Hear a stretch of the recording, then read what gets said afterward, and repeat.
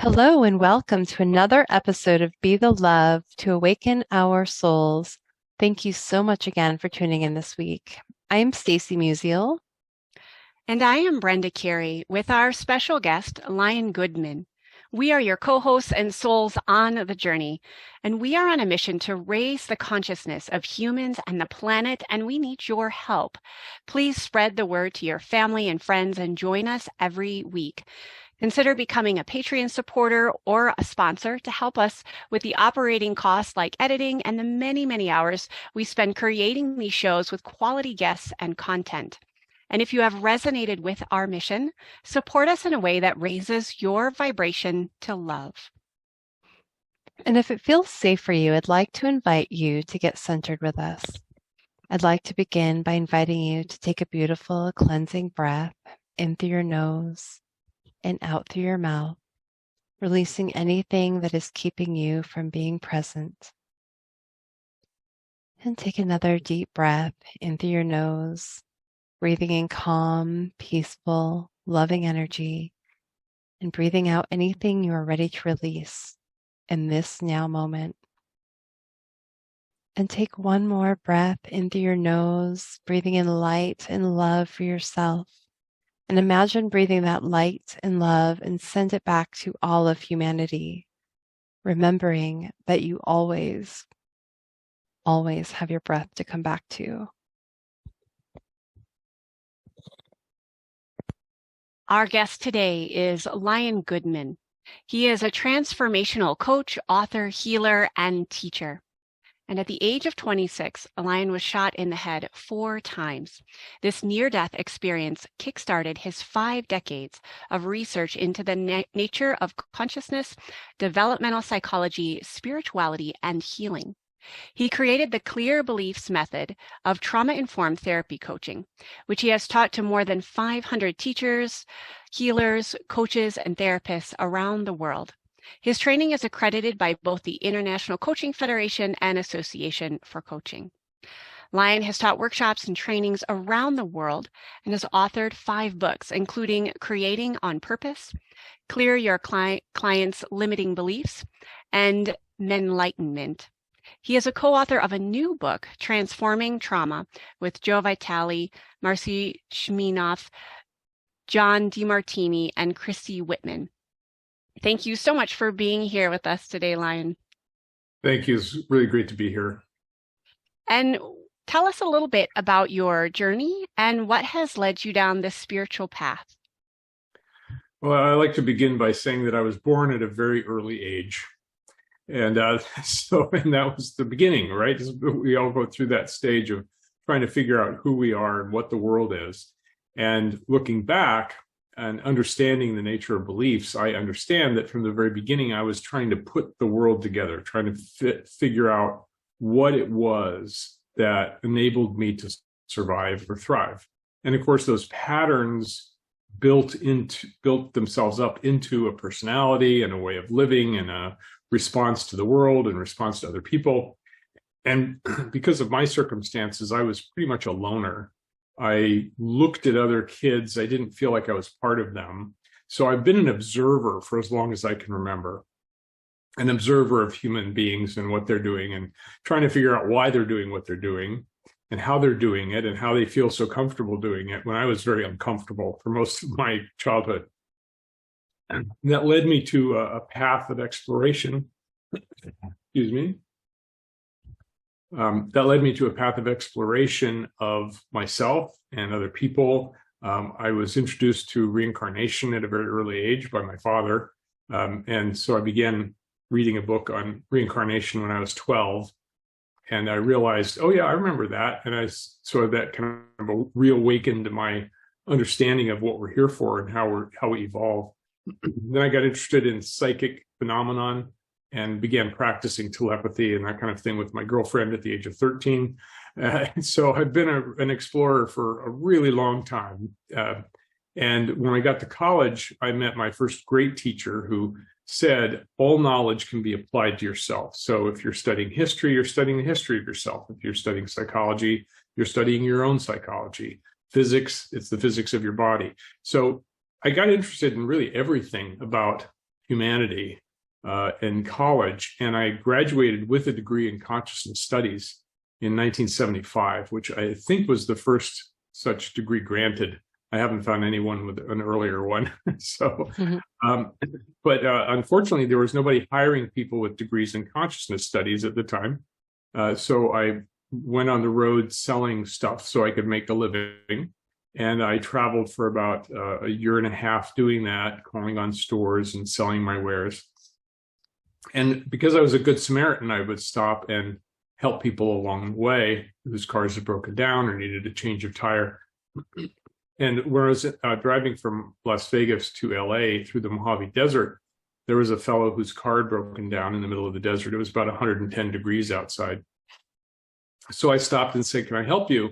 And he said, "I just put $200 into her and she won't start and I don't know what to do." And I said, "Well, I'm heading into LA. Do you want to ride?"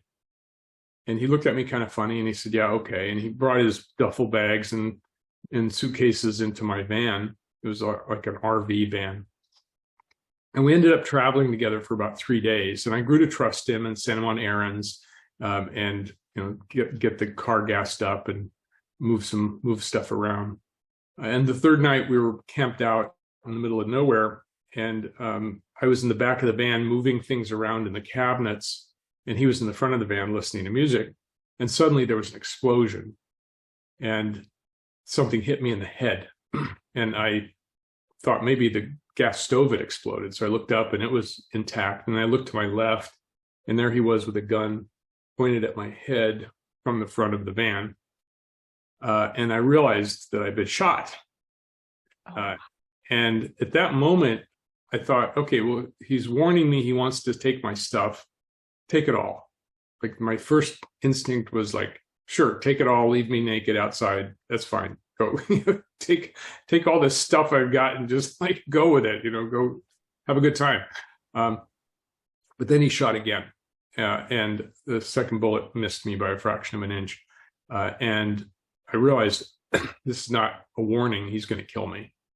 I was 26 years old at the time, kind of a hippie salesman, a little bit lost, not sure what I was going to do next.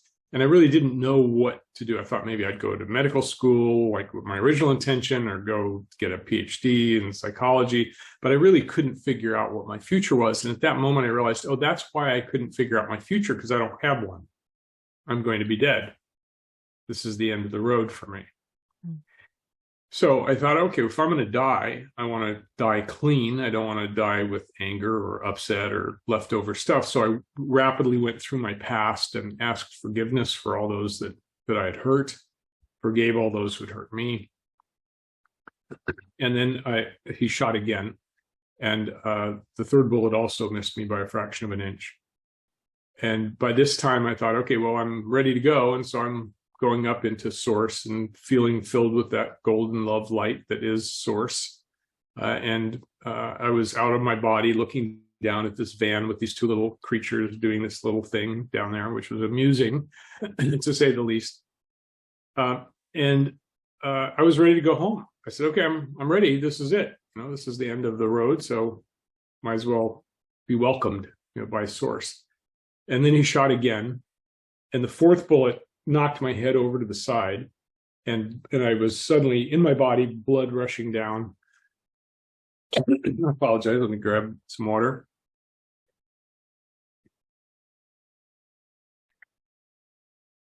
So I was back in my body, blood rushing down, and I thought, well, that's weird. I'm supposed to be out of my body, but here I am in my body. And so I started checking my systems because I was very aware of myself. I had studied physiology and anatomy and dance. And so I was very aware of myself. And I was checking all the systems, saying, what's missing? Because if the bullet had gone through my brain, it must have disrupted something. But I couldn't find anything wrong with me, other than my head hurt a lot and I was bleeding. So I thought, well, okay, if I'm going to die, I at least want to look my assassin in the eyes. And so I picked up my head and I turned and I looked at him, and he freaked out. And he said, "Why aren't you dead, man? You're supposed to be dead." And I didn't have a good answer for that question. So I just said, "Here I am," because I was still filled with his love light. Just, I was in this very spacious place. And then he said, "It's too weird, man. It's too weird. It's just like my dream." And I said, "What dream?" And he said, "I had a dream this morning. I was shooting at this guy and he wouldn't die, but it wasn't you. It was somebody else." And that moment I thought, this is weird. Who's writing this script? And how did I get into this movie without signing a contract? Wow. That was my sense at the moment. And I thought, oh, okay, this is strange. And so I thought, if I could keep him talking, maybe he wouldn't shoot me again. And so I began speaking very slowly to him, and he kept saying, "Shut up, shut up." And he came over and he was looking at me and looking at all the blood flowing out of my head. And he said, "Why aren't you dead, man? I shot you 4 times. You ought to be dead." And I said, "Maybe I'm not supposed to die." And he said, "Yeah, but I shot you, man. I shot you."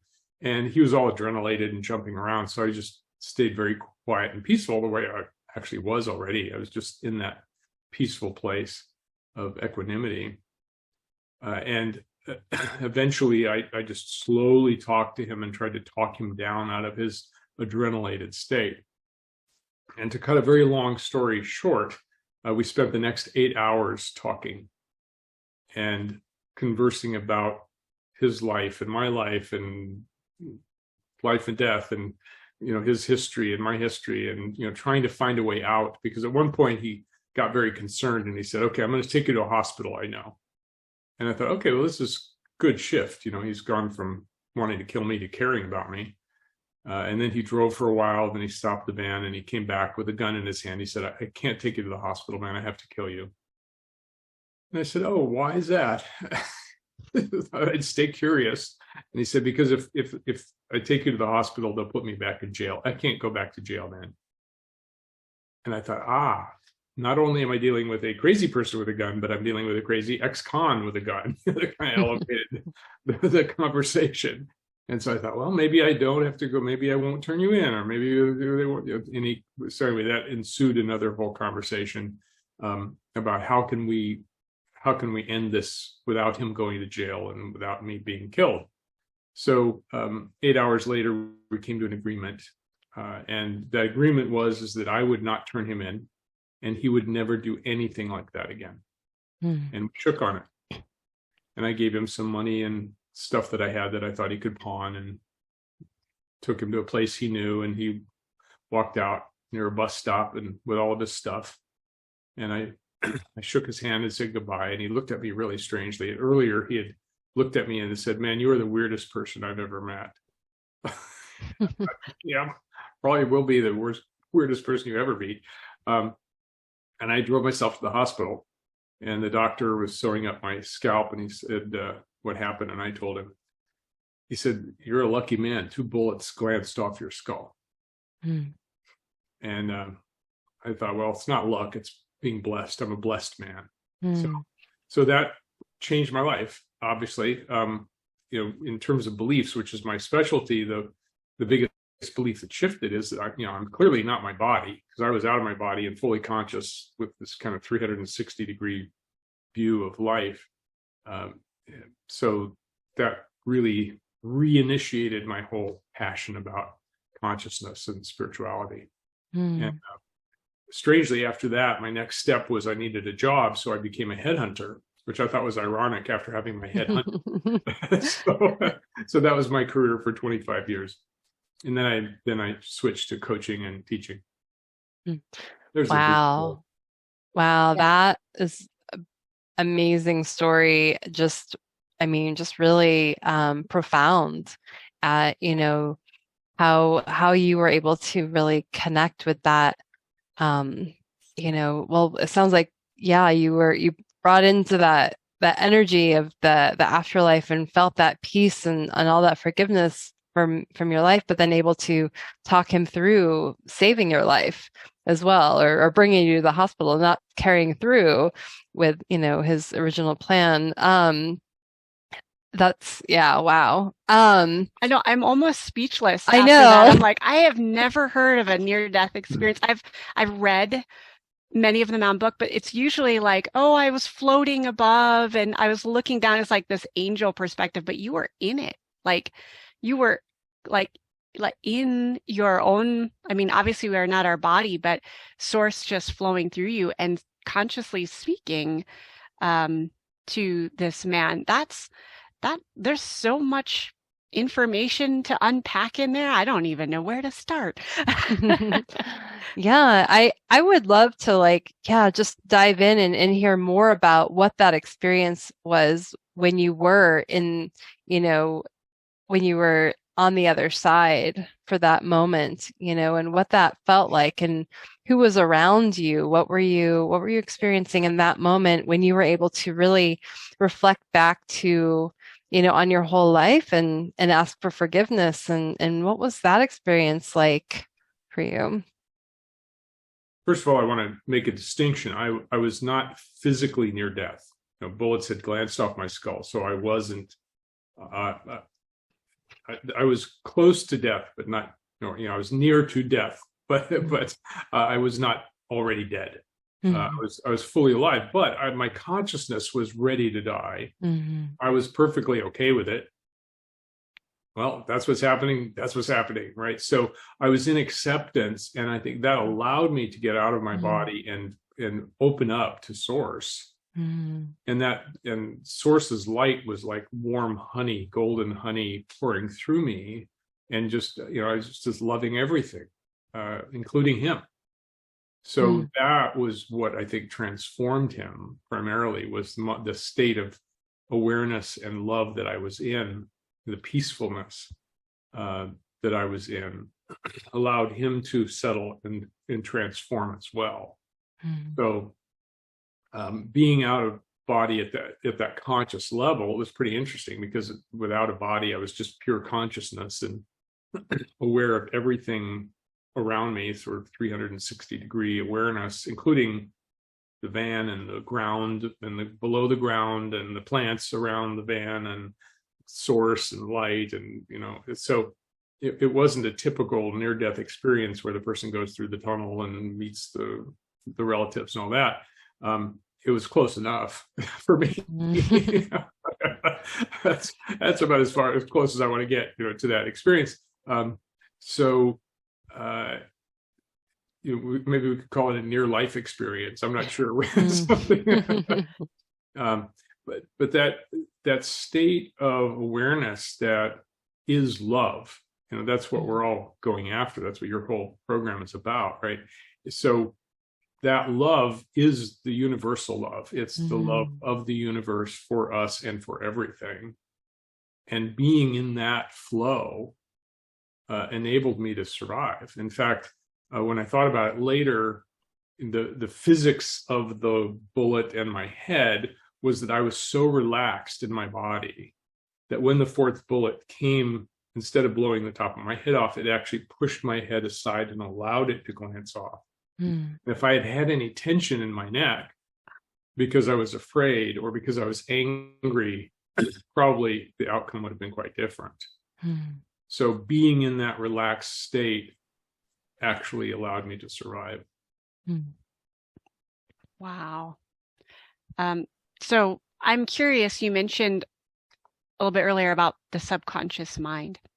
And so what have you learned with that experience and any other experiences? What have you learned about the subconscious mind, and how can we benefit from your experiences of that? My real focus of attention is about beliefs, because I believe that beliefs are the infrastructure of the human mind. And when I talk about beliefs, I'm not talking about mental constructs. Most people talk about it as, I believe in Santa Claus, or I don't believe in God. But when we think about where these constructs come from, they come from our experience. And our experience is multidimensional. Right now, you're seeing and hearing and feeling and energetically connected to places, and you're within an environment. So you are a multidimensional being having multidimensional experiences. As a child, we're having the same thing, but we're trying to put together the world, our way of surviving. And so even infants in the womb are starting to do pattern recognition. Babies who are in the womb, who are fresh out of the womb, can actually recognize the mother's voice differentiated from another woman's voice. They do these experiments where the baby sort of orients toward one speaker or another, and they turn toward the mother's voice. So they're already in the womb. We are already putting together patterns and understandings. And these patterns and understandings are the beliefs that we construct our reality with. So an infant is trying to get their needs met. And so they may try a bunch of different things and come to the conclusion, if I cry and make a fuss, I will get cared for. And that's a great belief for a baby. And it's a beginning of a construct of a whole behavioral pattern. They call them adaptive strategies or adaptive behaviors. And it would be nice if beliefs expired after a certain date, like meat at the meat counter. It's like this belief will expire at the age of 5, or until you're, or as soon as you're able to take care of yourself. That would be good. But they don't. They just get pushed down into the subconscious mind as new beliefs form. And so we get these stacks of beliefs that push everything else down below the conscious level. And you may know people, for example, who are still using the same belief strategy. If I cry and make a fuss, I'll get taken care of, in their adulthood. Mm-hmm. Right. So, in fact, some of your listeners may be that person. But so these old structures can still drive us. And our beliefs are the structures that we've put together for survival and thriving that still are running our system. I call it the human operating system. Now, we have tens of thousands of beliefs. Most of them are neutral. That is a cat. That's a belief, right? That's the word we use for that particular animal. But it's not emotionally driving. But the belief I'm a terrible person, or there's something wrong with me, or I'm not worthy, those are the kinds of beliefs that drive us in a certain way psychologically and behaviorally. And then we have positive beliefs, like I can do anything I put my mind to. That's a very positive belief. So we don't have to mess with the neutral or the positive beliefs, but the beliefs that are holding us back from expressing our true love, from expressing ourselves fully, from expressing our life purpose, those are the ones we need to clear out of the way, because they're the ones that are interfering with that full expression of who we are. So my work has been about, I've taken over 100 trainings and workshops to try to figure this stuff out. And I figured it out, which is really great. And now I teach what I figured out to other people so that they can help others clear their beliefs, clear these structures and these behavioral patterns and inner voices that hold us back and prevent us from being our full self, expressing our full self in life. Mm-hmm. So do you think, some of those beliefs, because I know a lot of people, have these beliefs due to traumas that they've experienced, right? And I think, so many people are walking around with a lot of trauma and may not even realize it, and that could be even like neglect, that happened and not getting their needs met, and so how do you work with that energy, when it's, someone coming in with maybe some severe trauma, or maybe, because there's, obviously different levels of degrees of trauma. How are you moving through some of that, like when you're working with someone with working through beliefs? Well, you're exactly right. There's many different kinds of trauma. There's physical trauma, emotional trauma, mental trauma. There's developmental trauma when your needs are not cared for properly. Baby comes into the world with certain needs, core needs, we could say. And my mother, for example, was a good caregiver at the physical level. Like, she took care of our physical needs. We were fed every morning. We were dressed. We were sent to school. We came home and we had lunch and dinner was prepared and that kind of thing. But she didn't fulfill our emotional needs because she wasn't connected to her own emotional needs. She never got hers filled, so she couldn't fill ours. So that was one of the reasons why I was kind of a weird isolate, because I didn't have any emotional connection. I didn't have any attachment to anyone or anything. And attachment is one of our needs. So our traumas, the traumas, no matter whether they're mild or extreme, form beliefs in us. We come to conclusions because we have to explain it to ourselves. And the way most children explain something bad that's happening to them is, there must be something wrong with me. because we can't blame our parents. Our parents are the ones that gave us birth. They're God and goddess in our universe, right? So they must be perfect. So there must be something wrong with me, that I'm being beaten, or that I'm not being fed, or that I'm being neglected. And so that belief, there's something wrong with me, is the most common belief I've found in the world, cultures all over the world. Mm-hmm. And so that's it. When that's at your core, then you're walking around looking through that lens called "there's something wrong with me," and what you see is evidence everywhere for what's wrong with you, which builds and reinforces that belief. So my work is to go to the belief layer, what I call the causal layer of the mind, and clear the belief structure. Because what happened to you happened to you. You know, you were neglected, or yes, you were beaten, but our physical wounds know how to heal, but our psychological wounds don't heal automatically. And so by clearing out the conclusion you came to from the trauma is just a trauma that you heal from. Mm-hmm. It's not holding on to you. It's not gripping you and causing you to look through a certain lens or do a certain thing or react to certain people. Mm-hmm. So that's my work. So we do work with traumatized people, normally traumatized people, extremely traumatized people, and we're not trauma specialists in the sense that we're not psychologists, we're coaches, but the methodology works to heal trauma and core wounds from the psyche, because that's our target for the processes that I develop. Mm-hmm. Yeah, I can definitely personally identify with "there's something wrong with me" belief system that I took on as an adolescent. And yes, I'm a coach as well. And some of my clients also in some form have the "I'm something wrong with me" or "I'm not enough." And so our whole lens of the world is skewed, I think, by that subconscious belief. I'm curious though, because I've had my own personal frustrations with clearing those beliefs. And I have different tools that I use for that. I'm curious, what do you use? I don't know if you'd call it a tool or a practice that someone can use to help clear some of those subconscious beliefs that isn't I hate to like downplay affirmations, but I think people get really frustrated with like, oh, I'm just supposed to say an affirmation and it clears my subconscious belief and it goes away magically. And I'm like, no. So like, what tools do you use other than the affirmations, which I think people kind of take with a grain of salt? Like, what systems have you put into place to help with that? Well, first, I don't use affirmations for that very reason. Because basically, here's the reason why they don't work and why most techniques don't work. As I said, we're multidimensional beings having multidimensional experiences, which result in multidimensional beliefs. And an affirmation is just a mental construct that you're trying to put on top of another mental construct. Right. There's something wrong with me. I'm just fine. But all you're doing is creating tension between the old belief and the new belief.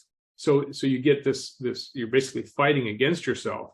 There's something wrong with me. I'm just fine. There's something wrong with me. I'm just fine. I'm just fine. Right. And, whatever you resist persists. Right. So that creates a persistent condition. And so you're basically trying to put a Band-Aid on cancer. And so that's why they don't work, because Band-Aids don't cure cancer. So to clear out that construct, we need to use a multidimensional process that goes down into the subconscious mind and changes the very structure that created the belief in the first place. We do that by a process that in psychology they call memory reconsolidation. We're going back and actually changing the past, changing the memory of the past, because memory is malleable. It's not fixed, right? So we use many different processes, but one of them goes back into the past and actually changes what happened so that the belief is changed at that core level. Other processes, you can tap all day and clear the energetic signature of an old belief, but you're not necessarily clearing it from the subconscious or from the spiritual body or the mental body or the emotional body. You're clearing it from the energetic body, which is great. You feel better, but then you have to do it again the next day or the next hour because the old belief is still there. Or you can beat on a pillow emotionally. You can get your emotions out, and that's great. It feels wonderful afterwards. But 2 weeks later, you're back to the same beliefs because you haven't cleared it out from all the other parts of you. So my techniques are all based on a multidimensional approach, which clears it completely and permanently. So that belief just isn't there. In fact, a lot of times after one of our processes, the client will say, "What was my old belief again?" And I say, "Well, I'm not going to tell you, and don't recreate it. It's gone. If you don't even know what it was, it's really gone." And I'll give you a great example. I was working with a psychotherapist who had this feeling. She said, I have a great life, everything's wonderful, but I keep having this feeling of foreboding, like something bad's going to happen. And so I worked with her, cleared it, and I checked in with her a couple months later. I said, "How are you doing?" She said, "Well, it's amazing. After living my whole life with that feeling, it's just been gone and it hasn't come back." So, well, not quite. She said, "About 2 weeks ago, I had the thought something bad's going to happen. And then I realized, I don't believe that anymore." And it went away. So that's the kind of results we get with our multidimensional approach. Wow. So it really sounds like going to the root of whatever issue someone's working on, finding that maybe core memory, and then doing the work around that to create a new memory. Is that like part of like the NLP process? Are you doing regression therapy with that? Like, what's that? What is that? I've never studied NLP or regression therapy. Okay. So I can't tell you. Okay. People who have taken many other trainings, including NLP and pretty much anything you could imagine, come into my training, and they always say, "Wow, this sort of brings everything I've learned together." Now I have a complete understanding of why that process worked and why it didn't work and what I can do differently to make it work now. Okay. So it is a set of tools. And I tell people, when you're in the training, just learn the tools. Forget everything else you know. But then after the training, integrate it with the tools you already know, because they are additive. It's like we have a tool set. And if you call a handyman to your house, they've got all the tools around their belt and in the truck, so that no matter what the problem is, they can get out the right tool and fix it. And that's really what the Clear Beliefs method is a tool set for clearing whatever is going on. Okay. Yeah, I love that. And so I'd love to learn more too about the imaginal realm. Is that similar to what you're talking about with that? And then, yeah, how can we tap into that? That sounds really fascinating. Yeah, the imaginal realm was a concept that was created about 100 years ago to describe the non-physical place where things happen. Like where does our experience happen? You can't open up the brain and find experience anywhere. You can't dissect the body and find experience anywhere, or spirituality for that matter. So rather than taking a neurological approach, I studied neurology, so I'm comfortable in that realm, but I don't find it useful, because we don't change our brains. To change your brain, you need a drill and a scalpel, right? But we can change our experience and our memory of experience. And so the imaginal realm is basically the place where our dreams are, our thoughts are, when we go to daydream, the myths, like Carl Jung called it, the collective unconscious, gods and goddesses of history. So the imaginal realm is the non-physical realm. That's kind of the easiest way to say it. And so we can work to the brain. The imagination is pretty much the same as experience, not 100%, but the brain doesn't make a big distinction between what you imagine and what you experience. And so we use that to go into memory and go into imagination and create new realities. But you have to clear the old stuff first. It's like if you're going to create a garden where you want to grow flowers and vegetables, the first thing you do is you have to clear the soil of the rocks and weeds. Because if you just throw your seeds on rocky, weedy ground, you're not going to get much. But by clearing the ground first and then planting your seeds, then the seeds have a chance to grow. The affirmations, the new beliefs have a chance to grow if there's nothing interfering with them. And so that's the basis of our whole process, is clear what's in the way first, and then plant the seeds in this fresh ground. And now you have a new belief that you can actually live into without the interference of the old beliefs. So it sounds as though this like planting of seeds and cultivating these new beliefs is kind of a manifesting process. And I know you had written a book, Creating on Purpose, that goes more into manifesting. We've talked a lot about healing trauma. I'm curious also about how can we manifest our, our goals or new beliefs or whatever a person comes to you with.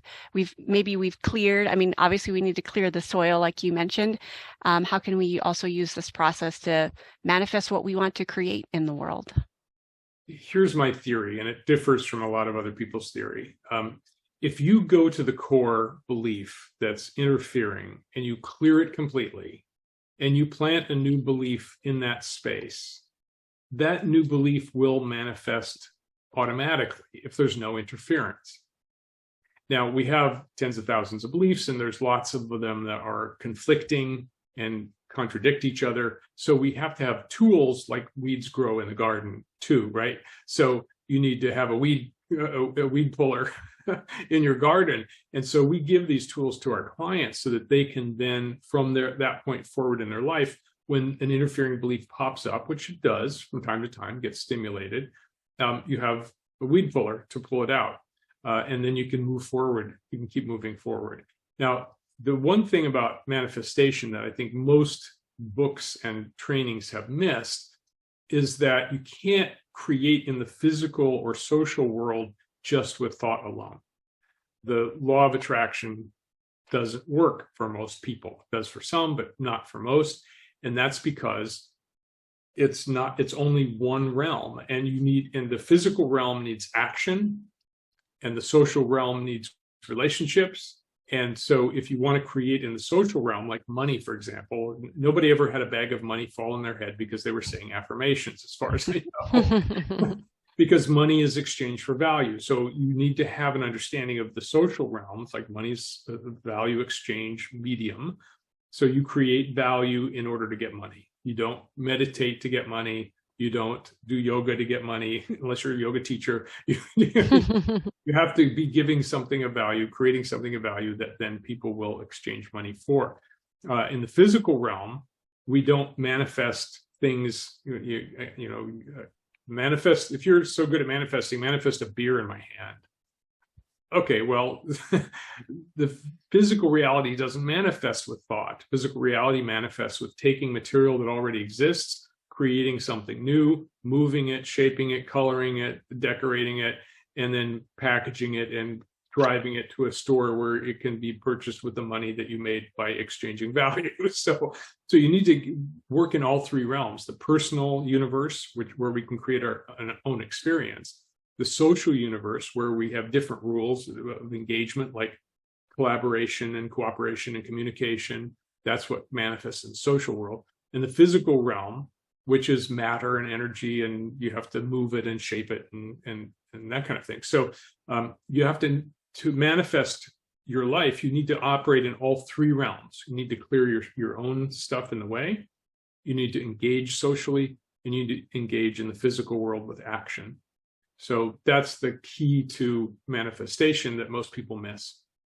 Yeah, thank you for sharing that. I'm curious too, because I know a lot of manifestation, processes talk a lot about the emotion and the feeling, right? And so how do you, as you're clearing out the old beliefs, which obviously brings in, the negative energy and those, the feelings around that, the low vibrational energy, how do you work with the emotional piece when you're connecting with the new belief? Is it something that that's automatically embodied? Is there, is that question making sense as like how we magnetize what we're really trying to manifest?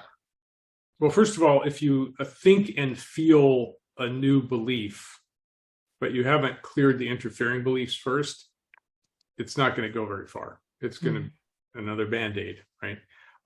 So is it better to feel and imagine? Yes, because you've involved two of the systems of the 12 or 15 we have.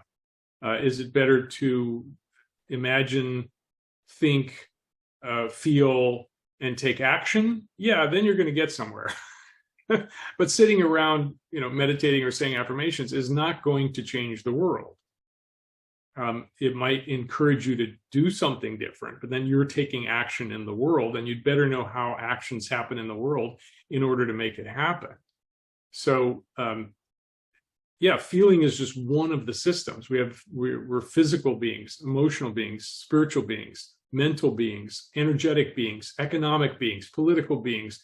We're cultural beings. We have energies, and we're in the midst of energies. So we need to be aware of all of those systems and work in cooperation with each of them, because they all operate under different rules and different methodologies. So that's what I teach, is how to get the whole system working together in all of the different realms so that you can actually create what you want in life. And it's not that hard, really. Mm-hmm. It's just that you have to be aware of all of them and not skip any of them in order to create what you want in life. Mm. So how do you see like the work you do in the world from a bigger picture, like supporting our whole world in healing? Like, what is your macro vision for the work that you do? That's a great question. I love that. First of all, my whole life I was looking for the best leverage. Like Buckminster Fuller talks about the trim tab, and Archimedes talked about if I had a lever long enough and a place to stand, I could move the world, right? So where do you get the most leverage to move or change the world? And for me, the answer became beliefs. If we can change our beliefs at the core level, we can change our social beliefs, our cultural beliefs, our family beliefs, our historical beliefs. But then we still need to change. If we want to change the world, we need to engage in social action. If you want to change a law, you have to change. You can't just revolt and say, I'm not going to follow the law. You have to work within the law, within the structures of government in order to change a law. And then you can change the world. It didn't take just people thinking about civil rights to make civil rights happen. It took decades of social action to change the laws of the land so that it wasn't there anymore. And that's a constant battle, because there's other people that want to change it back, to the way it was 100 years ago. So social action is where we change the world. But first we have to change ourselves, because if you do social action without changing yourself first, then you're kind of a mess going out to try to change a mess. And that's not very helpful. So I think it all starts here, but it starts with awareness of all the systems and an understanding of how to work each of the systems, and then having the tools to work in each of those systems.